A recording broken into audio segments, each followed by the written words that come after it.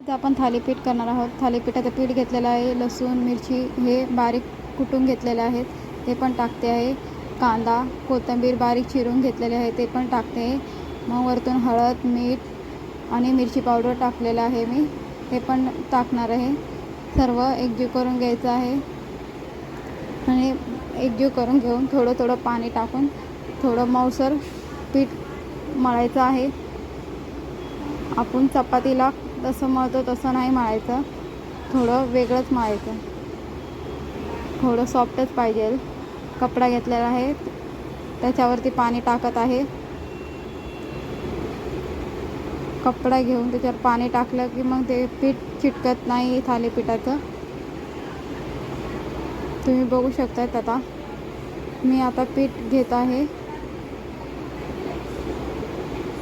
पीठ घेत आहे, तुम्ही बघा।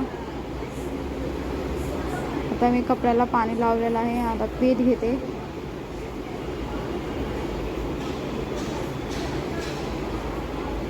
आता थालीपीठ मी बघा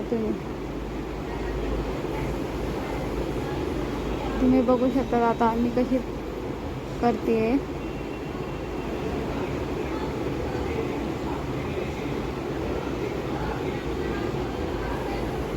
जर व्हिडिओ आवडला असेल तर लाईक करा, सबस्क्राईब करा आणि शेअर करा।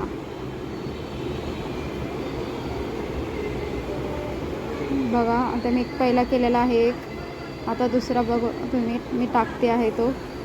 आता त्याच्यावरती तेल लावत आहे, टाकत आहे तेल आणि त्याला आता मस्त कुरकुरीत भाजणार आहे। मस्त लालसर भाजला की मग तो पलटी करणार। बघू शकता तुम्ही थालीपीठ कसे तयार होत आहे माझे।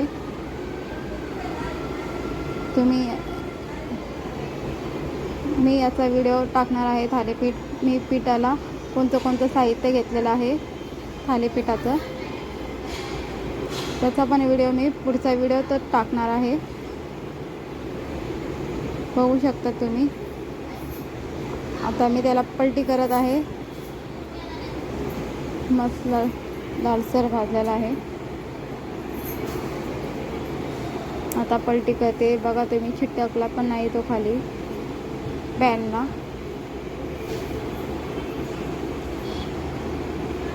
मस्त लालसर भाजलेला आहे। असेच थालीपीठ सर्व करून घ्यायचे आहेत, अशाच पद्धतीने भाजलेले। आता मी पलटी केले आहे, तुम्ही बघू शकता सर्व झालेले आहेत।